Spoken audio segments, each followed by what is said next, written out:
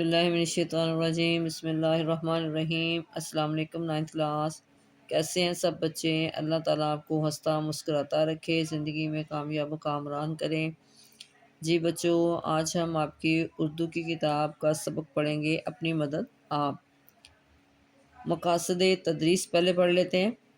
طلبہ کو اپنی مدد آپ کے جذبے سے آگاہ کرنا اور اس پر عمل پیرا ہونے کی تلقین کرنا۔ طلبہ کو اس مقولے کے الفاظ خدا ان کی مدد کرتا ہے جو آپ اپنی مدد کرتے ہیں سے آگاہ کرنا، اور اس حوالے سے قرآنی تعلیمات کا حوالہ دینا۔ مولانا ظفر علی خان کے اس شعر کی بنیاد پر سبق کی تفہیم کرنا۔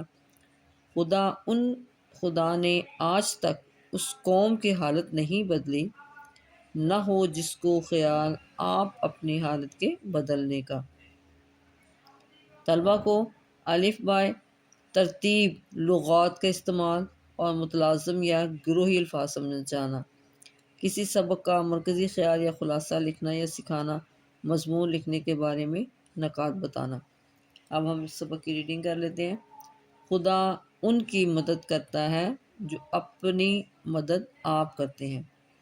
اب اس جو مقولہ ہے اس کو سمجھ لیتے ہیں پہلے، کہ اللہ تعالیٰ کی مدد اور رحمت ان لوگوں کے شامل حال ہوتی ہے جو اپنی زندگی میں بہتری لانے کے لیے خود بھی کوشش کرتے ہیں۔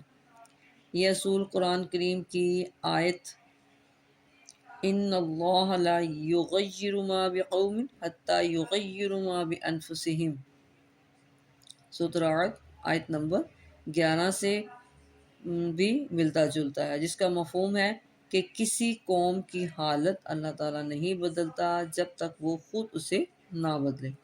اس کا مطلب ہے کہ محنت اور عمل ضروری ہے، صرف خواہشات اور دعاؤں سے کچھ حاصل نہیں ہوتا، بلکہ اس کے لیے عملی اقدامات بھی کرنے ہوتے ہیں۔ اچھا جی، آگے سبق ہے آپ کا۔ یہ ایک نہایت عمدہ اور آزمودہ مقولہ ہے۔ اس چھوٹے سے فقرے میں انسانوں کا اور قوموں کا اور نسلوں کا تجربہ جمع ہے۔ ایک شخص نے اپنی مدد کرنے کا جوش اس کی سچی ترقی کی بنیاد ہے، اور جب یہ جوش بہت سے شخصوں میں پایا جائے تو وہ قومی ترقی، قومی طاقت اور قومی مضبوطی کی جڑ ہے۔ جبکہ کسی شخص کے لیے یا کسی گروہ کے لیے کوئی دوسرا کچھ کرتا ہے تو اس شخص میں سے، اس گروہ میں سے وہ جوش اپنی مدد آپ کرنے کا کم ہو جاتا ہے، اور ضرورت اپنے آپ مدد کرنے کی اس کے دل سے مٹتی جاتی ہے، اور اسی کے ساتھ غیرت یعنی کہ عزت نفس، جو ایک نہایت عمدہ قوت، اچھی طاقت انسان میں ہے، اس کے ساتھ عزت جو اصلی چمک دھمک انسان کی ہے، از خود جاتی رہتی ہے۔ اور جب کہ ایک قوم کا یہ حال ہو تو وہ ساری قوم دوسری قوموں کی آنکھ میں ذلیل اور بے غیرت اور بے عزت ہو جاتی ہے۔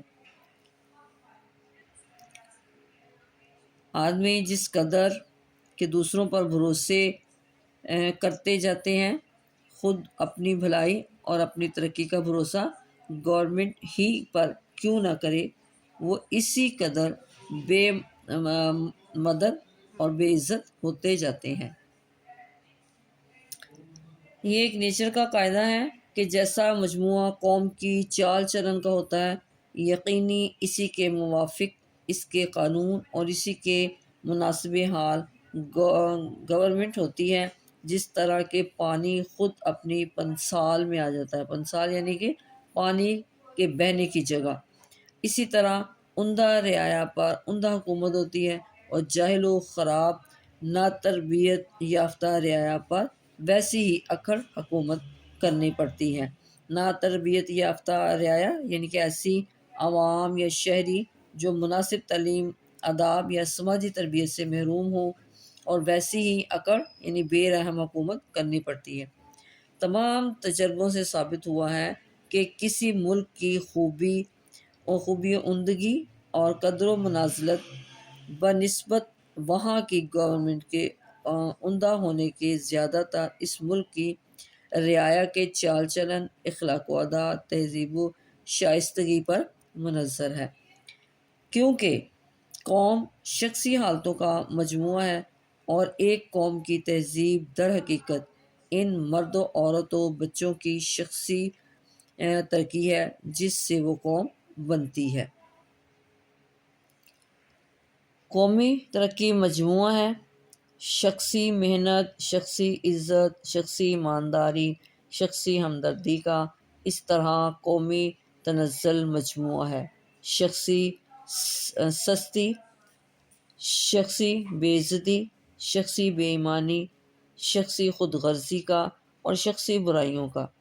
نا تہذیبی، بد چلنی جو اخلاقی و تمدنی یا باہمی معاشرت کی بدیویوں میں شمار ہوتی ہے، در حقیقت وہ خود اسی شخص کی آوارہ زندگی کا نتیجہ ہے۔ اگر ہم چاہیں کہ بیرونی کوشش سے ان برائیوں کو جڑ سے اکھاڑ ڈالیں یا نیست و نابود کر دیں تو یہ برائیاں کسی اور نئی صورت میں اس سے بھی زیادہ زور و شور سے پیدا ہو جائیں گی۔ جب تک شخصی زندگی اور شخصی چال چلن کی حالتوں کو ترقی نہ کی جائے۔ اے میرے عزیز ہم وطنوں، اگر یہ رائے صحیح ہے تو اس کا یہ نتیجہ ہے کہ قوم کی سچی ہمدردی اور سچی خیر خواہی کرو۔ غور کرو کہ تمہاری قوم کی شخصی زندگی اور شخصی چال چلن کس طرح پر عمدہ ہو تاکہ تم بھی ایک معزز قوم ہو۔ کیا جو طریقہ تعلیم و تربیت کا، بات چیت کا، وضع و لباس کا، سیر سپاٹے کا، شغل و اشغال مشغلہ یا مختلف کام تمہاری اولاد کے لیے اس سے ان کی شخصی چال چلن، اخلاق و عادات، نیکی و سچائی سے میں ترقی ہو سکتی ہے۔ خاشع و کلا جب کہ ہر شخص اور ہر کل قوم خود اپنی اندرونی حالتوں سے آپ اپنی اصلاح کر سکتی ہے تو اس بات کی امید پر بیٹھے رہنا کہ بیرونی زور انسان کی یا قوم کی اصلاح و ترقی کرے، کس طرح افسوس بلکہ نادانی کی بات ہے۔ وہ شخص در حقیقت غلام نہیں ہے جس کو ایک خدا نہ ترس، یعنی کہ جسے خدا کا خوف نہ ہو، جو اس کا ظالم آقا کہلایا جاتا ہے، خرید لیا ہے، یا ایک ظالم اور خود مختار بادشاہ گورنمنٹ کی رعیت ہے، رعیت یعنی کہ رعایا ہے، بلکہ در حقیقت وہ شخص اصلی غلام ہے جو بد اخلاقی، خود غرضی، جہالت اور شرارت کا مطیع اور اپنی خود غرضی کی غلامی میں مبتلا اور قومی ہمدردی سے بے پرواہ ہے۔ وہ قومیں جو اس طرح دل میں غلام ہیں وہ بیرونی زوروں سے یعنی عمدہ گورنمنٹ یا عمدہ قومی انتظام سے آزاد نہیں ہو سکتی جب تک کہ غلامی کی یہ دلی حالت دور نہ ہو۔ اصل یہ ہے کہ جب تک انسانوں میں یہ خیال ہے کہ ہماری اصلاح و ترقی گورنمنٹ یا قوم کے عمدہ انتظام پر منحصر ہے، یعنی کہ انحصار ہے، اس وقت تک کوئی مستقل یا برتاؤ میں آنے کے قابل نتیجتاً اصلاح ترقی کا قوم میں پیدا نہیں ہو سکتا۔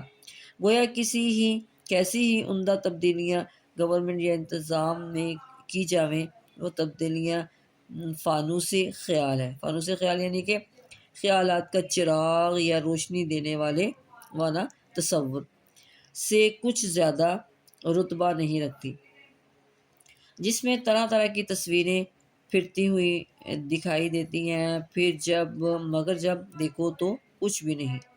انسان کی قومی ترقی کی نسبت ہم لوگوں کے یہ خیال ہے کہ کوئی خضر ملے، گورنمنٹ فیاض ہو اور ہمارے سب کام کر دے۔ اس کے یہ معنی ہے کہ ہر چیز ہمارے لیے کی جاوے اور ہم خود نہ کریں۔ یہ ایسا مسئلہ ہے کہ اس کو ہادی یا رہنما بنایا جاوے تو تمام قوم کو دلی آزادی کو برباد کر دے اور آدمیوں کو انسان پرست بنا دے۔ حقیقت میں ایسا ہونا قوت کی پرستش ہے اور اس کے نتائج انسان کو ایسا ہی حقیر بنا دیتے ہیں جیسے کہ صرف دولت کی پرستش سے انسان حقیر و ذلیل ہو جاتا ہے۔ بڑا سچا مسئلہ اور نہایت مضبوط جس سے دنیا کی معزز قوموں نے عزت پائی ہے، وہ اپنی مدد آپ کرتا ہے۔ جس وقت لوگ اس کو اچھی طرح سمجھیں گے اور کام میں لاویں گے تو پھر خضر کو ڈھونڈنا بھول جاویں گے۔ اوروں پر بھروسے اور اپنی مدد آپ، یہ دونوں اصول ایک دوسرے کے بالکل مخالف ہیں۔ پچھلا انسان کی بدیویوں کو برباد کرتا ہے اور پہلا خود انسان کو۔ جی بچوں، اس میں ہم نے یہ جو لاسٹ میں ہمیں دیا ہوا ہے مقولہ، ہم اس کی ذرا تشریح سمجھ لیتے ہیں۔ اس میں مصنف نے اپنی مدد آپ اور دوسروں پر بھروسہ کو دو بالکل متضاد اصولوں کے طور پر پیش کیا ہے۔ اپنی مدد آپ انسان کو خود مختار بناتا ہے، اس کے کردار کو نکھارتا ہے اور اس کی تمام برائیوں کو ختم کر دیتا ہے، جبکہ دوسروں پر بھروسہ انسان کی کمزوری اور زوال کا سبب بنتا ہے۔ اس لیے مصنف نے زور دیا ہے کہ انسان کو اپنی زندگی میں پہلے خود انحصاری کا اصول اپنانا چاہیے تاکہ وہ کامیابی اور عزت کی منزل کو پا سکے۔ یہ پیغام فرد کی سطح سے لے کر قومی سطح تک اہمیت رکھتا ہے، کیونکہ اگر ہر شخص اور ہر قوم دوسروں پر انحصار کرنے کے بجائے اپنی صلاحیتوں پر بھروسہ کرے تو وہ کامیابی کی نئی بلندیوں تک پہنچ سکتی ہے۔ انسان کی اگلی پشتوں کے حالات پر خیال کرنے سے معلوم ہوتا ہے کہ انسان کی موجودہ حالت انسانوں کے نسل در نسل کاموں سے حاصل ہوئی ہے۔ محنتی اور مستقل مزاج، محنت کرنے والوں، زمین کے جوتنے والوں، کانوں کے کھودنے والوں، نئی نئی باتوں کے ایجاد کرنے والوں، مخفی باتوں کو ڈھونڈ کر نکالنے والوں، آلات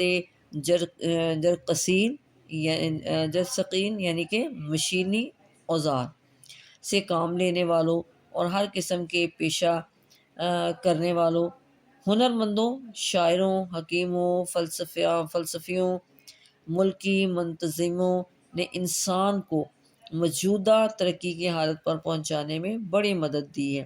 ایک نسل نے دوسری نسل کی محنت پر عمارت بنائی ہے اور اس کو ایک اعلیٰ درجے پر پہنچایا ہے۔ اس عمدہ کاریگروں سے جو تہذیب و شائستگی کی عمارت کے معیار ہیں، لگاتار ایک دوسرے کے بعد ہونے سے محنت اور علم و ہنر میں جو ایک بے ترتیبی کی حالت میں تھی، ایک ترتیب پیدا ہوئی۔ رفتہ رفتہ نیچر کی گردش یعنی کہ قدرت کا نظام نے موجودہ نسل کو اس زرخیز اور بے بہا جائیداد کا وارث کیا جو ہمارے پرکھوں کی ہوشیاریوں، آباء و اجداد کی دانائی اور محنت سے مہیا ہوئی تھی، اور وہ جائیداد ہم کو اس لیے نہیں دی گئی ہے کہ ہم صرف مثل مارے سرگنج یعنی کہ خزانے کے اوپر بیٹھا ہوا سانپ کی حفاظت ہی کیا کریں، بلکہ ہم کو اس لیے دی گئی ہے کہ اس کو ترقی دیں اور ترقی یافتہ حالت میں آئندہ نسلوں کے لیے چھوڑ جاویں۔ مگر افسوس، صد ہزار افسوس کہ ہماری قوم نے ان پرکھوں کی چھوڑی ہوئی جائیداد کو بھی گرا دیا۔ ایک نہایت عاجز و مسکین غریب آدمی جو اپنے ساتھیوں کو محنت اور پرہیزگاری اور بے لگاؤ ایمانداری کی نظیر دکھاتا ہے، اس شخص کا اس کے زمانے میں اور آئندہ زمانے میں اس کے ملک، اس کی قوم کی بھلائی پر بہت بڑا اثر پیدا ہوتا ہے، کیونکہ اس کی زندگی کا طریقہ اور چال چلن گو معلوم نہیں ہوتا مگر اور شخصوں کی زندگی میں خفیہ پھیل جاتا ہے اور آئندہ کی نسل کے لیے ایک عمدہ نظیر بن جاتا ہے، ایک اچھی مثال بن جاتا ہے۔ ہر روز کے تجربے سے یہ بات معلوم ہوتی ہے کہ شخصی چال چلن ہی میں یہ قوت ہے کہ دوسروں کی زندگی اور برتاؤ اور چال چلن پر نہایت قومی اثر پیدا کرتا ہے، اور حقیقت میں یہی ایک نہایت عمدہ عملی تعلیم ہے۔ یہ پچھلا علم وہ علم ہے جو انسان کو انسان بناتا ہے۔ اسی پچھلے علم سے عمل، چال چلن، تعلیم، تعلیم نفسی، نفس کشی، شخصی خوبی، قومی مضبوطی، قومی عزت حاصل ہوتی ہے۔ یہی پچھلا علم وہ علم ہے کہ جو انسان کو اپنے فرائض ادا کرنے اور دوسروں کے حقوق محفوظ رکھنے اور زندگی کاروبار کرنے اور اپنی عاقبیت کے سنوارنے کے لائق بنا دیتا ہے۔ اس تعلیم کو آدمی صرف کتابوں سے نہیں سیکھ سکتا، اور نہ یہ تعلیم کسی درجے کے علمی تحصیل سے ہوتی ہے، اور مشاہدہ آدمی کی زندگی کو درست اور اس کے عمل کو بعمل یعنی اس کے برتاؤ میں کر دیتا ہے۔ علم کے بنسبت عمل اور سوانح عمری کی یہ نسبت عمدہ چال چلن آدمی کو زیادہ تر معزز اور قابل ادب بناتا ہے۔ یہ تھی آج کی ہماری اردو کی ریڈنگ۔ اس کو آپ اچھی طرح سنیں اور اس کو یاد کریں۔ اوکے، اللہ حافظ۔